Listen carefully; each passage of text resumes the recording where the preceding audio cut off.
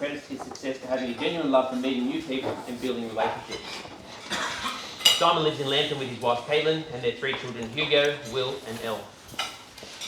Simon's hobbies and interests include camping, fishing, mountain biking and boating. And his previous jobs include property analyst at Unilever and project director at Aldi. Simon's burning desire is to buy a caravan and take his family around Australia for at least 12 months. And so now, Simon, I'll hand over to you, but if you could let us know something that nobody knows about you, mate. Thanks, Bill. When I was a young fella, I went through a bit of a string of ruining Christmas.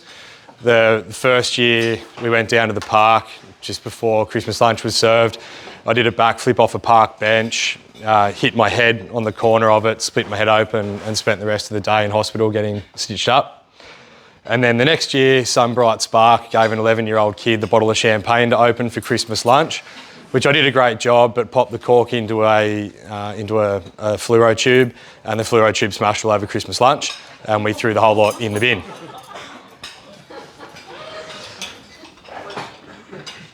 I thought I'd start today. So today's talk is called How to Avoid Commercial Property or Costly Commercial Property Mistakes. So I thought I'd start today. There's a few people in the room that I haven't met before, so I thought I'd introduce myself. So my name's Simon Borum, I'm the Director of Eastview Advisory. I've got a bachelor's degree in commerce, majoring in industrial supply chain, and a master's degree in property development from the University of Technology in Sydney. I've spent the last 10 years working in commercial property for large organisations. So for Unilever, it's a company that most people haven't heard of, but they're on the back of pretty much everything in your pantry. So they own like Rexona, Lynx, Jif, Omo, Domestos, those sorts of brands. For those guys, I did a range of industrial projects and negotiations. I lived and worked in Australia, New Zealand and Singapore and negotiated property projects all through those countries. And for the last sort of 8 years, I worked with Aldi, building a lot of their stores on the east coast of Australia.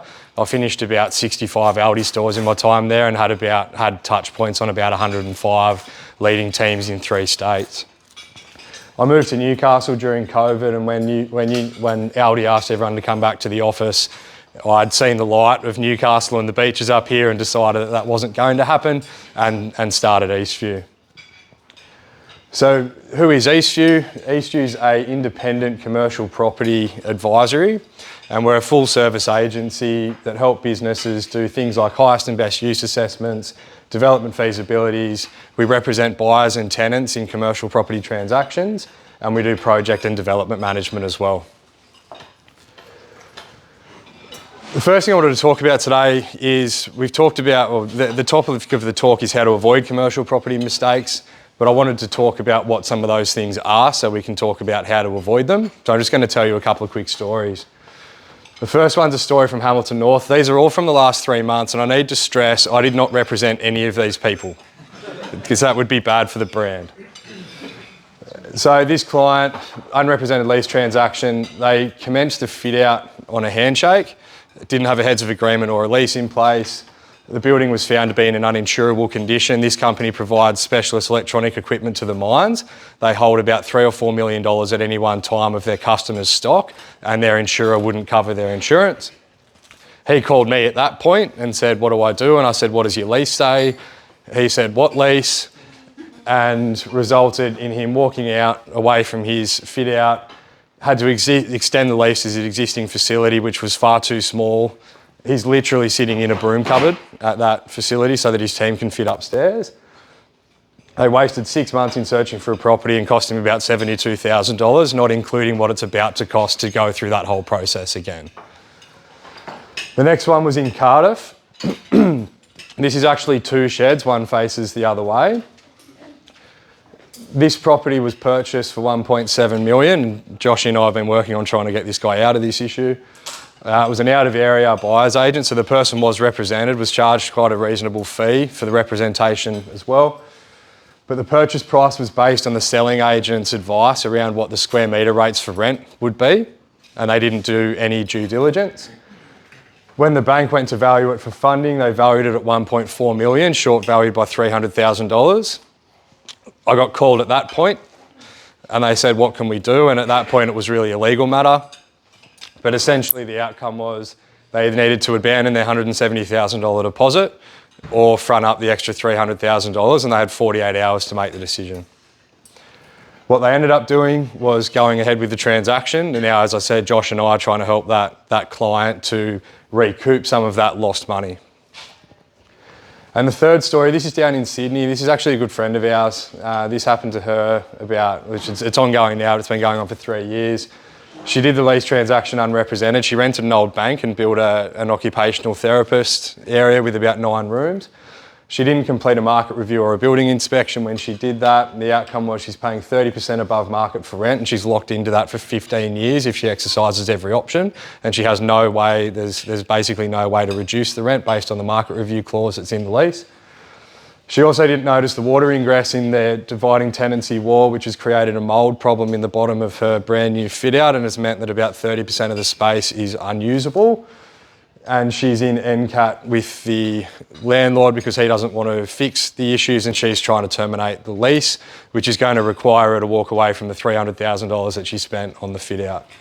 And if you add it all up, she's paying 30% above market for rent. She's got a $300,000 fit out. It's about $640,000 that mistakes cost her. And that's not including the psychological stuff that she's been going through and the pressure that's been putting on her family. So that was a really bad one, and it sort of hurts to see her going through that even today. How's it supposed to look? These are people, I'm happy to say, I did help.